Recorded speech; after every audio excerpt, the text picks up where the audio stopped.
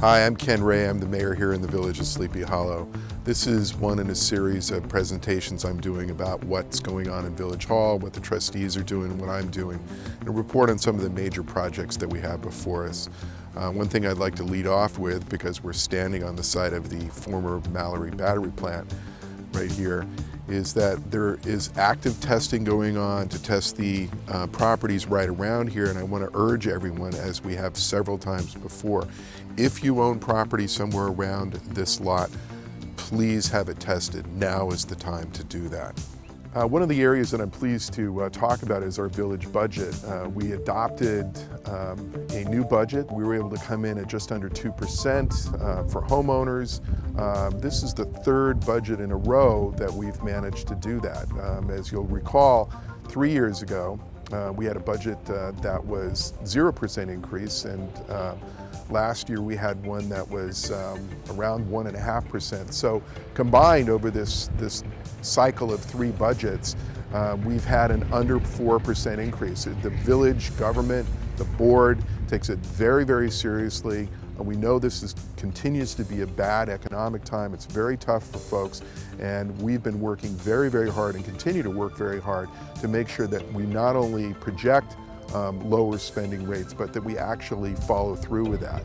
Proud to say that we finished last year within our budget. We actually added to our fund balance on top of it, so we were very healthy, and we're on track to do the same thing again this year.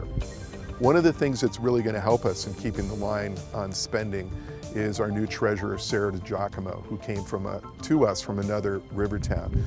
She's smart, she's very experienced, got over 10 years experience in village government, and she's been a huge help already. She's already identified ways that we can save money on our existing programs and on spending. So we're looking forward to her continuing to do that, and we're very pleased to have her on board. I'd like to talk about our parks. As anybody who's driving down Beekman Avenue can see, that in front of Morse School along the edge of Beekman, there's a lot of work going on to create a new playground area, a new passive sitting area, and to clean up the whole place. This is our downtown. This is the heart of Sleepy Hollow, and it's really important that it look great, and that's exactly what's going to happen there. We were fortunate in that we were able to raise a grant for $25,000 that is a straight pass-through. It's not village money, it's grant money that went to that park. We were able to do some in-kind services as well, and what we're all going to end up with in the end is, of course, a much better playground area for the kids that go to Morse. So that's our kids and the kids from Terrytown. But we're also going to have a 7-day-a-week new playground and new sitting area and a much more attractive downtown. So it's something that's a big positive, not just for the school and the kids that go there and their parents, but also for everybody who lives in the neighborhood right around there. It's a great addition. We also have a new park, well, really not a new park, but a renovation of a long existing park in the Weber Park neighborhood. Douglas Park, which is a hidden gem known to folks who live in Weber Park. It's at the end of New Broadway, perhaps not so known to other folks in the village, but it's a great, heavily wooded, very natural environment. And we are in the process of tearing out the old playground equipment, which frankly really needed to be replaced, and replacing it with something very new for us, and that is something called a natural playground. And it's the idea is that you take playground equipment and meld it into the environment that's there in the park itself. So it takes advantage of the natural elements as well as providing new playground equipment.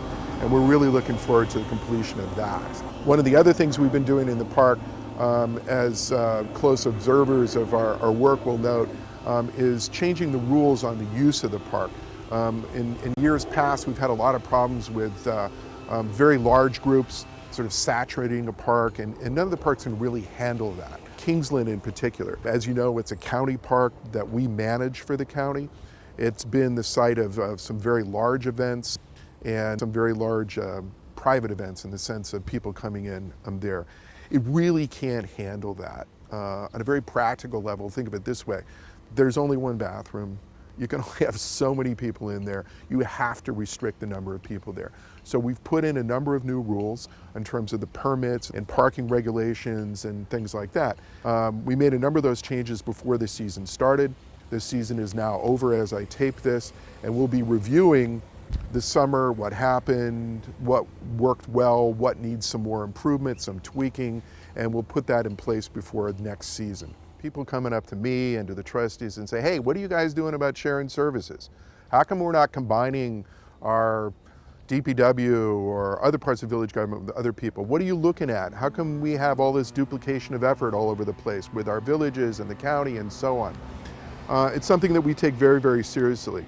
We are nearing the probably 3/4 mark on a study that we've been doing with Terrytown and the school district about seeing how we could possibly combine our parks and recreation departments between all three of us, or maybe just share some services and resources and manpower between all of those. This is a study that's been funded by New York State. We're at the point now where we can actually sit down and really talk seriously about what some of those options might be. Obviously, it's going to have to work for Sleepy Hollow. Terrytown and the school district will be looking at it the same way. We're not at the point where we can say, yeah, we are definitely going to do something together, but we're at the point where we can really say, all right, now we know what's possible. Let's see what we can do here. I take, and the board takes, all of these kinds of ideas very seriously. I feel that we have an absolute obligation to look at each one of these areas where we might be able to share some services. Just in the last couple of weeks, we'd heard about the county police department, for example, reaching out to different villages and saying, hey, we might be able to share some services. There might be some things that we could do for you together. I went in, met with the county police and saying, is this a possibility here or not? And the answer is, yeah, it is a possibility. And that's it. It's very preliminary. I can't say it's a good idea or it's a bad idea yet because we just don't know enough. There might be a way to combine some things that they do and we do, not cut any of our services and save us some money. And if that's something that we can do in this area or any other area, we must look into that. As a board, we must look into those kinds of things. So we're going to continue to look at that. We'll see where it goes with each one of these. If it seriously helps us, if it's a benefit that we can really see for the village, then we'll explore it further. And that's where we are with those things. So when you ask us those questions, yes, we are looking into those things and we will continue to do so. I'm standing in front of our new community center here right next to Barnhart Park. This is probably the first new village building in decades. So it's really exciting for us to be part of this. We continue to work closely with the Sleepy Hollow downtown revitalization folks, especially through Karen Wampa's efforts. We're looking forward to another great Halloween season.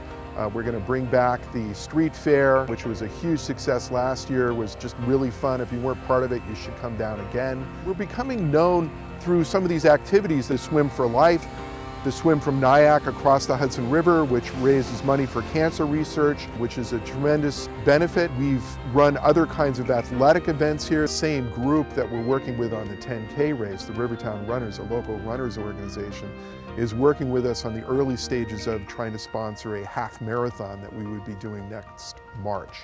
So looking forward to that as well, and I'll report back to you if we're able to pull that one off, which hopefully we will. I want to thank you for listening, and I look forward to reporting back to you again in the near future.